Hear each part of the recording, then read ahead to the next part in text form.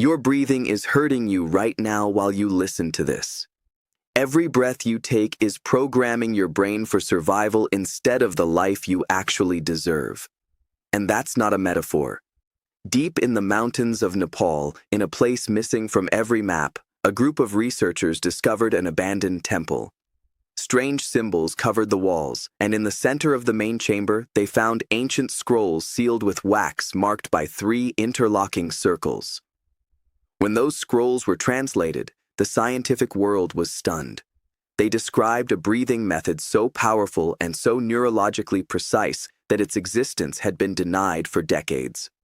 The monks who lived in that temple centuries ago called it the Awakening Protocol, a breathing technique capable of physically changing the structure of the human brain in minutes, not years of meditation, not decades of spiritual practice. Minutes. And here's the shocking part. Modern neuroscientists with MRI machines and brain scans are only now beginning to understand what those ancient masters practiced for centuries without a single instrument.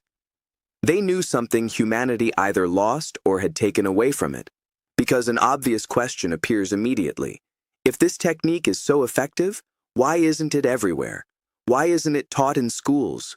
Why are millions of people still trapped in anxiety, depression, and the feeling that life is slipping away when the answer is literally inside their lungs? You may not like the answer, but you need to hear it. Your breathing is not just oxygen exchange like biology class taught you. It's the command center for your brain. Every inhale sends signals that determine which neural circuits activate, which hormones flood your bloodstream, and even which version of reality you experience. Most people breathe incorrectly their entire lives. Shallow, automatic, fear-driven breathing. Their brains get stuck in constant threat mode. The body stays tense. Thoughts race. The future feels uncertain and dangerous. Sound familiar? Now imagine something different. What if every breath acted like a command to your nervous system? What if you could switch your mental state as easily as changing channels on a TV? Calm, focus, clarity, confidence. All of it is available through the right breathing sequence. And this isn't mystical thinking or self-help fantasy. It's pure biomechanics confirmed by brain scans in major research labs. The Awakening Protocol uses specific breathing patterns that trigger deep neuroplasticity, measurable changes in gray matter density in critical areas of the brain. The prefrontal cortex, responsible for decision-making and willpower. The amygdala, which controls fear and anxiety. The anterior cingulate cortex, which regulates focus and attention. All of these systems begin functioning differently, more efficiently, more powerfully. But nobody talks about it because systems built on dependence don't benefit from people who can regulate their own state. They need consumers of medication, endless therapy, and non-stop self-improvement programs.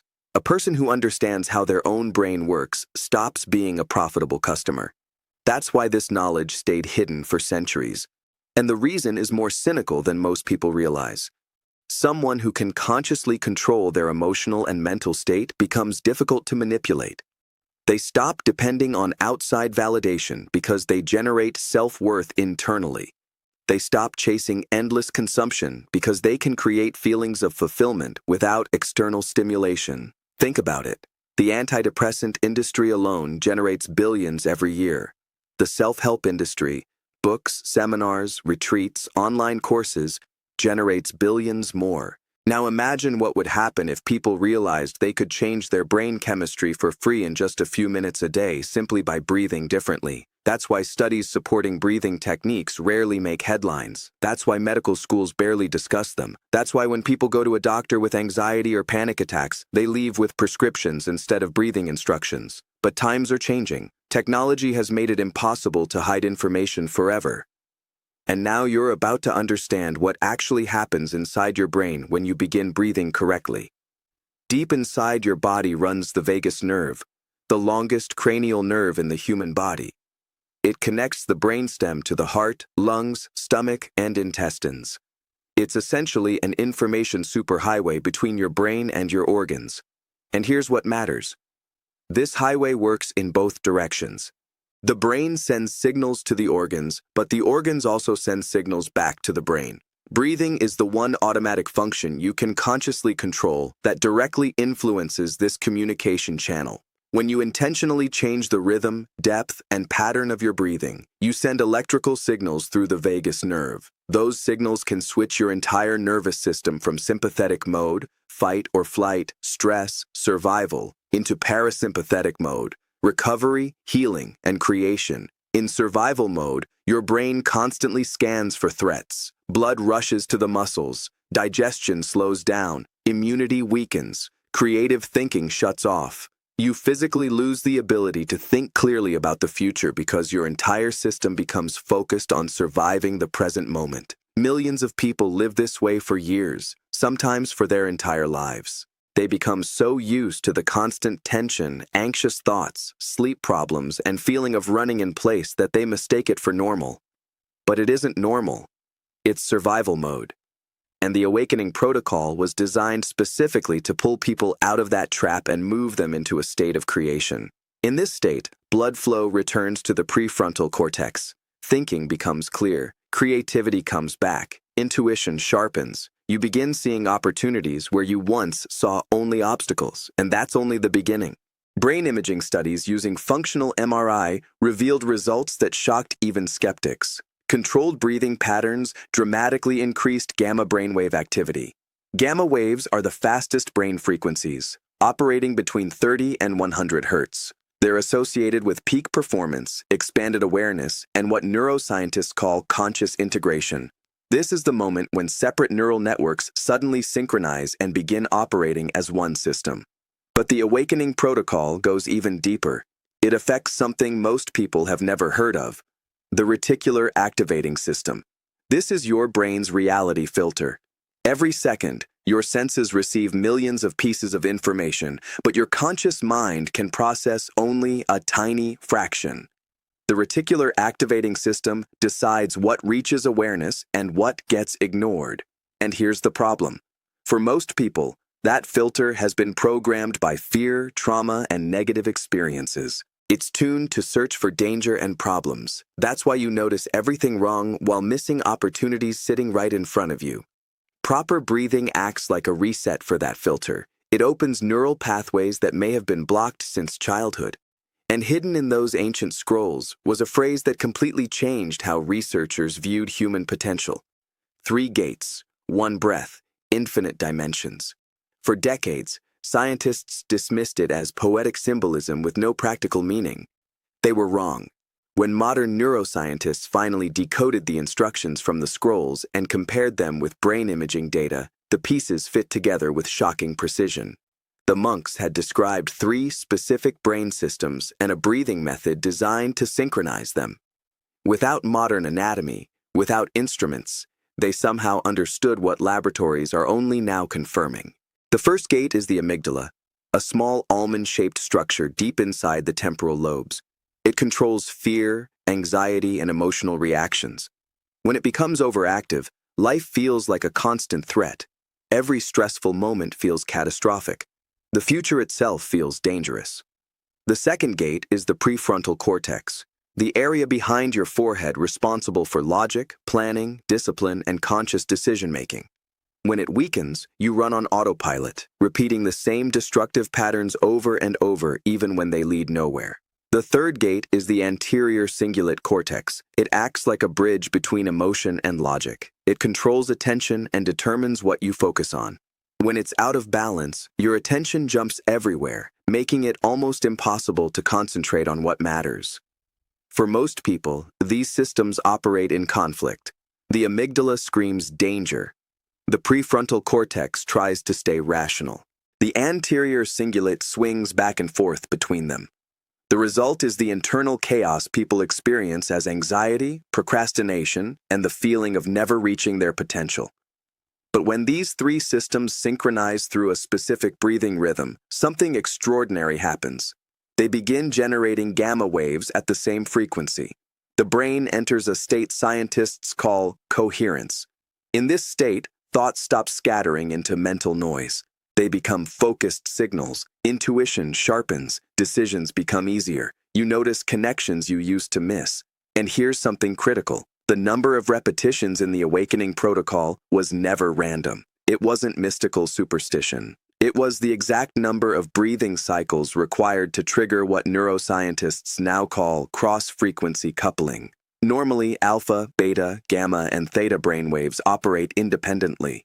But after a certain number of controlled breathing cycles, they begin synchronizing and amplifying each other, like an orchestra suddenly locking into perfect harmony after chaos. Every thought in that state gains power. Every intention becomes organized and directed. You begin influencing which opportunities you notice and which experiences you move toward. But the ancient masters understood something else. Precision mattered. You could breathe deeply all day and still get nowhere if the pattern was wrong. It would be like entering random numbers into a safe and hoping it opens. The monks spent generations refining every detail with surgical accuracy, and here's the exact sequence they developed. The first phase was called activation. Inhale for 4 counts, but not just any inhale. As you breathe in, direct your attention upward along the spine from the base to the crown of your head. This wasn't mystical visualization. It produced measurable effects. Focusing attention on the spine during inhalation activates the sympathetic nervous system in a controlled way and increases norepinephrine production, the neurotransmitter tied to alertness and focus. Then, hold the breath for 4 counts. During the hold, place all your attention on the point between your eyebrows, the area associated with the pineal gland. This tiny gland, about the size of a pea, produces melatonin and other neurochemicals connected to altered states of consciousness. During breath retention with focused attention, blood flow to the pineal gland increases and perception begins to shift. Your internal dialogue slows down. Space appears between thoughts. At this stage, many people report a strange sensation of expansion, as if the boundaries of the body are dissolving. But this is only preparation. The real shift begins in the second phase, integration. Exhale for 8 counts, twice as long as the inhale. That ratio is critical. The extended exhale sends a direct signal through the vagus nerve to activate the parasympathetic nervous system. Heart rate slows, blood pressure drops. Most importantly, the brain increases production of GABA, the neurotransmitter associated with calm alertness. You feel relaxed without becoming sleepy, calm without losing awareness. It's the ideal state for what comes next. During the exhale, you're not just releasing air, you're creating space. Neurologically, the long exhale reduces activity in the amygdala. The background noise of fear and anxiety temporarily quiets down. Windows open where new patterns can finally be installed. But the monks guarded the final phase more carefully than anything else. The third phase was called the quantum pause. After the full exhale, hold with no air for 2 counts. Just 2. It sounds insignificant, but this is where the key shift occurs. In that brief moment between inhaling and exhaling, the brain shifts into theta wave activity, the same state associated with deep meditation, lucid dreaming, and the boundary between sleep and wakefulness. In this state, the conscious mind, with all its doubt, criticism, and limiting beliefs, temporarily steps aside. The subconscious becomes open and receptive. This is the programming window.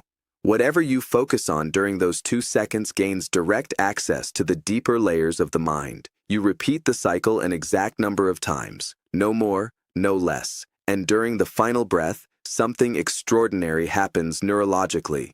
But to understand it, you first need to understand the brain's default mode network.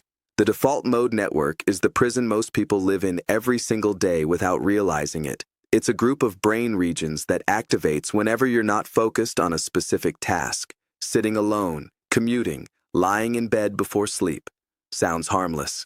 But here's what's actually happening. This is where the endless internal monologue begins. Thoughts about the past, anxiety about the future, self-criticism, doubt, fear. The default mode network generates all of it. Studies show that in people with anxiety and depression, this network becomes hyperactive. They get trapped in loops of negative thinking because their brains struggle to leave this mode. And it gets worse. The default mode network is also where limiting beliefs live. I'm not good enough. I'll never succeed. People like me don't get opportunities. These programs become deeply embedded in neural pathways and replay automatically thousands of times every day. Most people don't even notice them anymore because they've become background noise, but they shape everything: the choices you make, the opportunities you recognize, the people you attract. That's why the final breath in the awakening protocol matters so much. After a certain number of cycles, the default mode network temporarily shuts down. Brain scans confirmed it. The regions usually buzzing with nonstop internal chatter suddenly go quiet. For the first time in a long time, real silence appears. Not suppression, not forcing thoughts away, just silence. And inside that silence, something remarkable happens. You stop trying to think yourself into a new reality. You begin breathing yourself into it. That's an entirely different mechanism. When you try changing your life through thought alone, you work against your own neurobiology. The default mode network immediately pushes back with doubt, fear, and memories of past failure. But when the network goes quiet, resistance disappears. New neural pathways form without interference. New patterns install directly. The monks didn't know neuroscience terminology, but they described this state perfectly in their writings. They called it emptiness ready to receive any form. Modern science would call it a window of heightened neuroplasticity. In practical terms, it means the brain becomes flexible like clay, and whatever you focus on in that moment begins imprinting itself directly into your neural structure. But the ancient masters understood something even deeper. They believed breathing affects more than the brain. Your DNA listens to every breath you take, and surprisingly, modern science is beginning to uncover evidence that points in that direction. Researchers from major medical institutions discovered something that challenged traditional genetics. For decades, genes were seen as fixed instructions, a biological destiny you were born with. But that turned out to be only half the story. Yes, the DNA sequence itself remains stable, but which genes become active and which remain silent is controlled by another process entirely. That process is called epigenetics. Imagine your genes as a massive library filled with thousands of books. At any moment, only a small number of those books are open. The rest stay closed on the shelves. Epigenetics is the librarian deciding which books get opened. And here's what stunned researchers. Breathing patterns appear capable of influencing that process. Specific forms of controlled breathing activate genes associated with cognitive function, stress resilience, immune response, and cellular repair. Not after years, within minutes. In several studies, participants practiced controlled breathing for only a few weeks, yet measurable changes appeared. Increased gray matter density in areas tied to attention and information processing, reduced expression of inflammatory genes, activation of genes linked to longevity and recovery.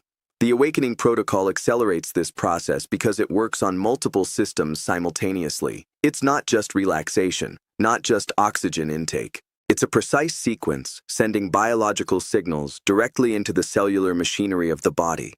Every inhale loads information. Every exhale clears old programming. And the pause between them becomes the moment where the new pattern gets written. The monks understood this intuitively. They described breathing as a bridge between the visible and the invisible. Modern science would describe it as a bridge between consciousness and cellular biology. Different language. Same idea. You can influence your biology through conscious breathing, not years from now, but in real time. But there's a critical problem. Most people, even after learning the technique, never experience the full result. And the reason isn't because the method doesn't work. The reason is that they miss one essential element. The same element that explains why visualization, affirmations, and manifestation techniques fail for so many people. That element is coherence. Reality doesn't respond to wishes, it responds to coherence. That single word changes everything.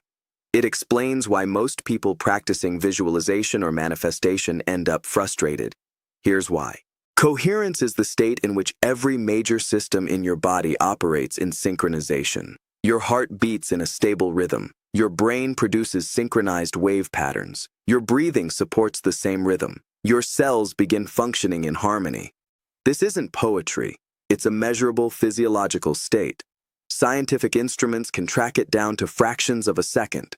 And here's the important part. When you're in coherence, Your body broadcasts a clean, powerful signal, like a perfectly tuned radio station. Without coherence, your system broadcasts noise and contradiction. Think about how most people approach manifestation. They sit down to meditate. They visualize success, money, love, health. Everything looks vivid in their imagination. But at the same time, their heart is racing with anxiety. Their muscles are tight from chronic stress. Their breathing is shallow and unstable. And deep inside, another voice whispers, "This won't work. Who do you think you are? You've failed before." So what signal are they actually sending? Consciously, they want one thing. Biologically, they're transmitting the opposite. Their nervous system is replaying old fear-based programs. The result is static, mixed signals with no coherence behind them. That's why nothing changes. The issue was never intention alone. The issue was the absence of alignment between the mind and the body. The monks called this singular resonance. They had no modern physics vocabulary, but they described the phenomenon perfectly. When the heart, brain, and breath synchronize into one rhythm, a person stops merely wanting something. They begin embodying it. Their entire system vibrates in alignment with the desired outcome, and reality responds, not because of magic, because coherent signals carry organized information. The awakening protocol was designed to create exactly that state. The extended exhale synchronizes heart rhythms. The breathing sequence aligns brainwave activity. The breath holds stabilized cellular oscillations. After a certain number of cycles, all three systems merge into one pulse, and in that moment, you become a transmitter. But the ancient masters discovered something even stranger. They believed breathing connected directly to principles that modern physics would only confirm centuries later. Long before quantum mechanics existed, the monks understood something remarkably similar to what scientists now call the observer effect. The concept is simple, but its implications are massive. At the quantum level, particles don't exist in one fixed state until they're observed. Before observation, they exist in multiple possible states at once, a phenomenon known as superposition. But the moment attention focuses on the particle, the possibilities collapse into one measurable outcome. Observation changes reality. The monks never experimented with electrons, but they practiced something every day and watched the results closely. They noticed that in certain states of consciousness, thoughts seemed to materialize with unsettling precision. Coincidences became patterns. The right people appeared at the right time. Events aligned in ways that moved them toward their goals. They called this the practice of creation. Modern physics might describe it as coherent collapse of probability states. And here's what they realized. The observer effect only works when the observer is coherent. If your attention is scattered, if your body is flooded with stress, if your thoughts jump uncontrollably, you can't direct outcomes intentionally. You simply create more chaos. But when singular resonance is achieved through the awakening protocol, consciousness becomes laser-focused, stable, directed, powerful. In that state, you stop merely observing possibilities. You begin selecting from them. Researchers later ran experiments exploring this phenomenon.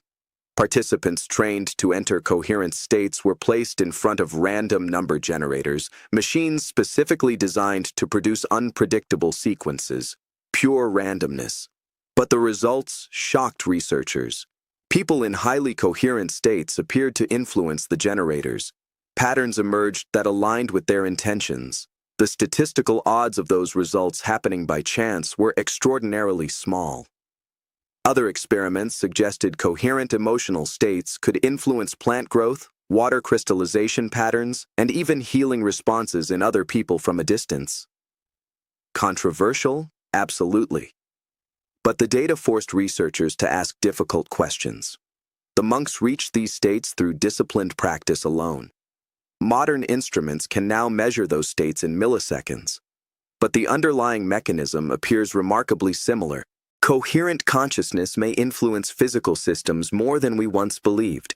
And that leads to the real question: how do you apply this in everyday life? According to neuroplasticity research, 7 days may be enough to begin rewriting neural patterns that have controlled your behavior for years. Not 7 months. Not 7 years. 7 days of consistent practice. Studies show the brain begins forming stable new neural pathways within that time frame. The first 3 days are usually the hardest. Old neural circuits resist change. You may feel strange sensations, fatigue during practice, unexpected emotional releases, unusually vivid dreams. That's normal. It means the brain is reorganizing itself. From day 4 through day 6, integration begins. The new patterns start stabilizing. You may notice your breathing becoming deeper even outside the practice. Stress reactions begin slowing down. Moments of unusual clarity appear in the middle of ordinary days, and by the 7th day, many people experience what the monks called the first awakening, not enlightenment in the mystical sense. A shift in perception, a noticeable feeling that something inside has changed. Many describe it as if someone cleaned a dirty window they had been looking through their entire lives. Here's the exact protocol. Every morning immediately after waking up, before checking your phone, before turning on music, before speaking to anyone. At that moment, your brain naturally operates closer to theta frequencies, suspended between sleep and full wakefulness. Find a quiet place, sit upright without tension, close your eyes, and begin the sequence. Inhale for 4 counts while directing your attention upward along the spine. Hold for 4 counts while focusing on the point between the eyebrows. Exhale for 8 counts while releasing tension. Hold empty for 2 counts while resting in the silence between thoughts.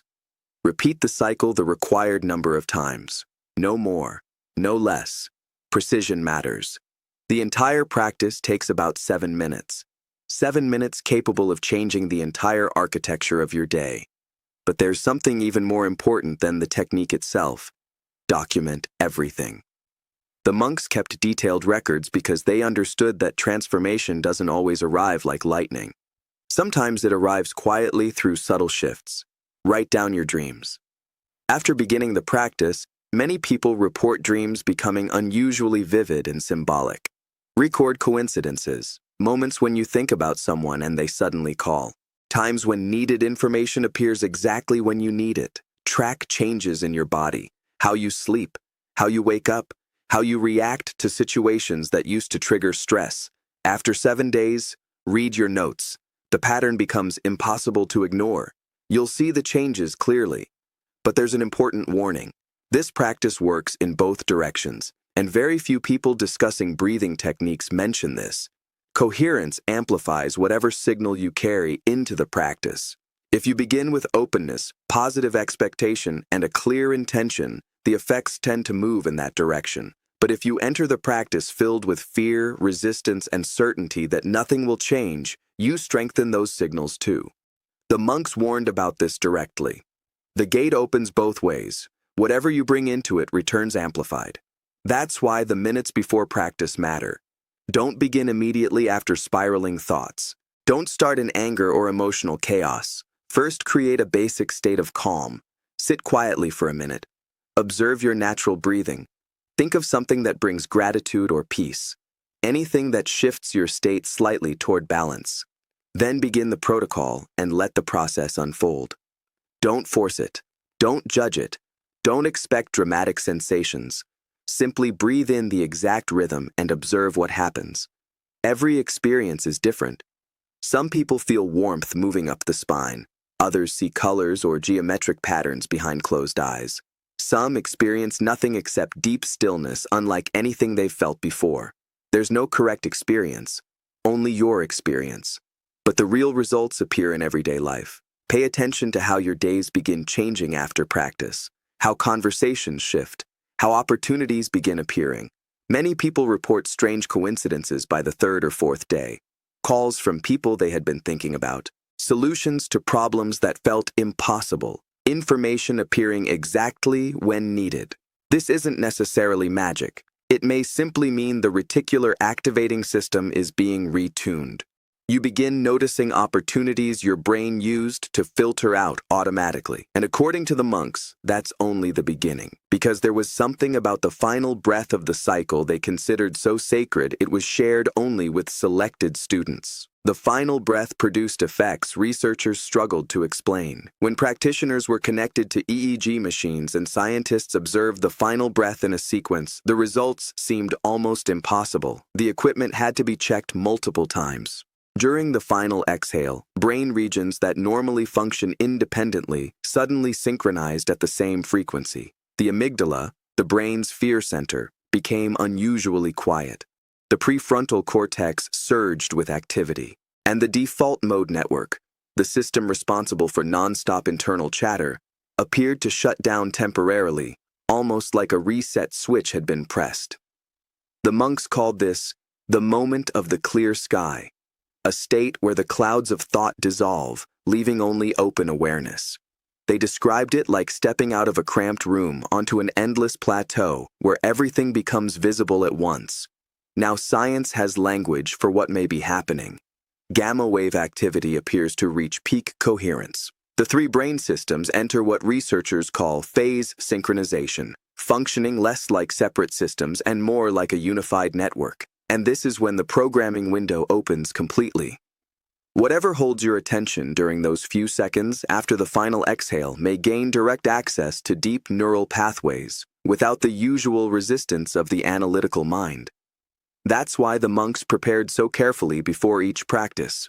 They understood the importance of what they carried into that state. Fear and doubt could deepen, but clarity and intention could become a new internal program. But there was another subject the monks discussed only reluctantly: the side effects. Effects that often began appearing during the second week of consistent practice, and according to practitioners, these changes could become impossible to ignore. People around you begin changing, not metaphorically. Again and again, people practicing the awakening protocol reported the same phenomenon. Relationships in their lives started shifting without any deliberate effort on their part. Conflicts that had lasted for years suddenly softened. People who were distant or hostile became unexpectedly open. New connections appeared almost out of nowhere. For a long time, researchers dismissed this as simple perception bias. They assumed practitioners were merely focusing more on positive experiences while ignoring negative ones. But later studies complicated that explanation. Researchers measuring heart rate variability during coherent states discovered something unusual. The electromagnetic field generated by the heart, already far stronger than the field generated by the brain, became significantly more organized during coherence. Some measurements suggested this field extended several feet beyond the body. And it became even more interesting when another person entered that space.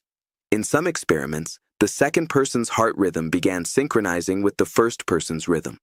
No words, no physical contact, just shared physiological influence. Your emotional state may be more contagious than most people realize. When you exist in stress and chaos, people around you often respond unconsciously. Conversations tighten, tension spreads, conflict escalates more easily. But when you enter coherence, you broadcast calm and stability.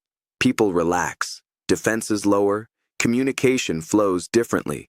The monks understood this intuitively, which is why one of their teachings said, "Never enter an important conversation before first entering singular resonance. Tune the instrument before you play." People who apply this principle often describe dramatic shifts. Negotiations that should have been difficult suddenly become smooth. Presentations that once triggered fear become effortless. Even random conversations begin opening unexpected doors. And according to some researchers, the effects may extend beyond personal relationships. Experiments involving groups practicing coherent breathing techniques reported statistically unusual outcomes in surrounding environments: lower crime rates, fewer accidents, improved social cooperation. The studies remained controversial, but the results were significant enough to keep researchers paying attention.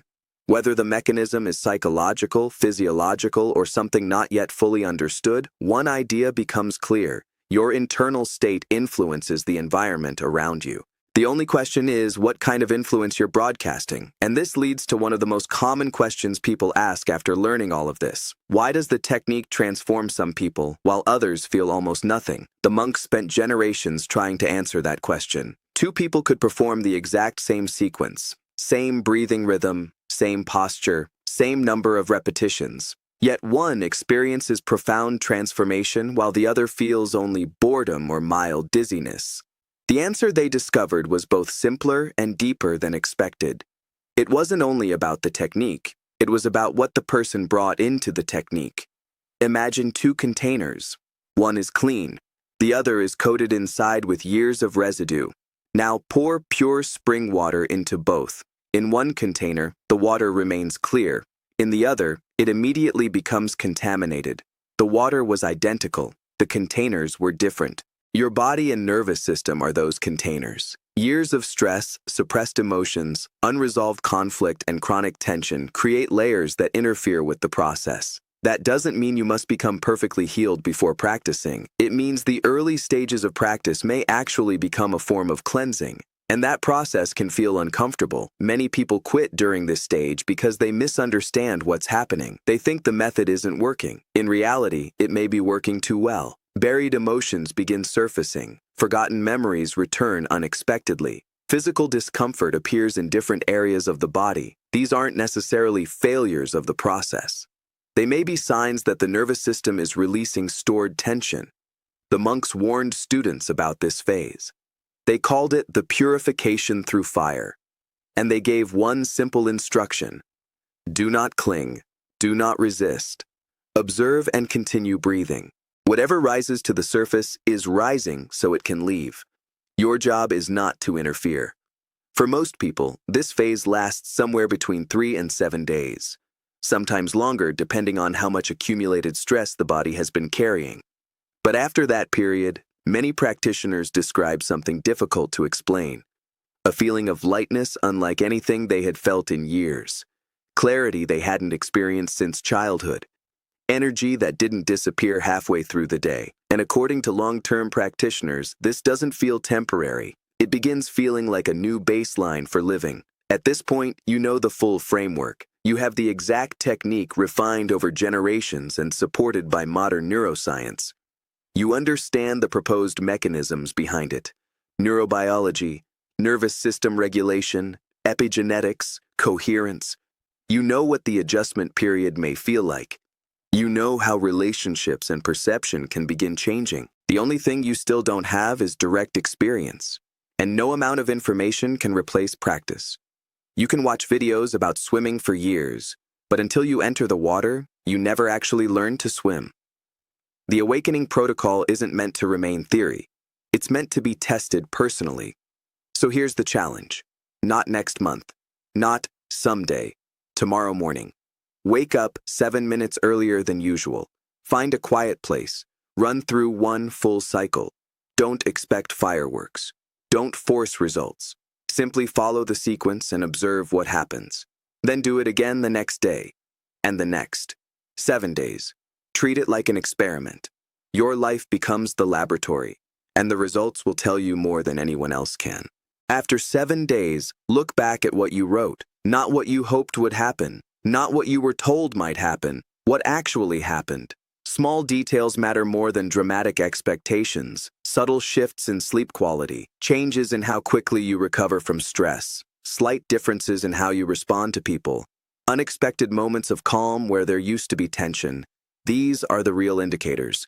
And many people notice something else. Synchronicity begins to increase. Phone calls from people you were just thinking about. Unexpected solutions appearing at the right time. Information arriving exactly when it becomes useful. Some interpret this as coincidence. Others interpret it as attention becoming more selective and organized. Either way, your perception starts changing, and that changes your experience of reality. Because what most people don't realize is this: you are not experiencing reality directly. You are experiencing a filtered version of reality constructed by your nervous system, and the filter is constantly updating.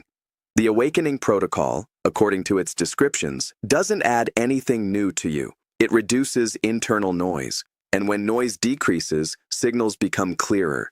But there is one final warning the monks emphasized more than anything else. This practice amplifies whatever already exists in you. If your internal state is chaotic, the first thing you may notice is that chaos becoming more visible before it settles. If your intention is unclear, confusion may temporarily intensify. If your attention is scattered, it may feel even more unstable at first. This is not malfunction. This is amplification revealing what was already there. That is why preparation matters, not perfection. Just a moment of stabilization before practice begins. A minute of quiet breathing. A simple return to presence. Nothing elaborate.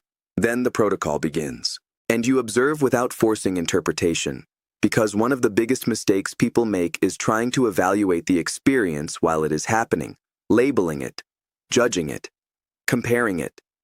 The monks were explicit about this. Observation without interference produces the deepest effect. Interference collapses it. Over time, something more subtle begins to emerge. Not dramatic experiences, not constant altered states, but stability, a baseline shift in how you function. You respond instead of react. You observe instead of spiral. You choose instead of repeat patterns automatically. And that may be the most important change of all, because it's not about temporary states. It's about whether you can access those states on demand. That is what coherence ultimately means, not chasing peak experiences, but being able to enter alignment deliberately and return to it whenever you lose it. At this point, the original manuscript ends with a final reflection attributed to the monks. It does not promise transformation. It does not guarantee outcomes. It simply states, the breath is the only tool that never leaves you. It begins with you. It ends with you. And between those 2 points, everything can change. What you do with that is no longer part of the instruction. It becomes your experiment. Subscribe to the channel. Be happy and healthy.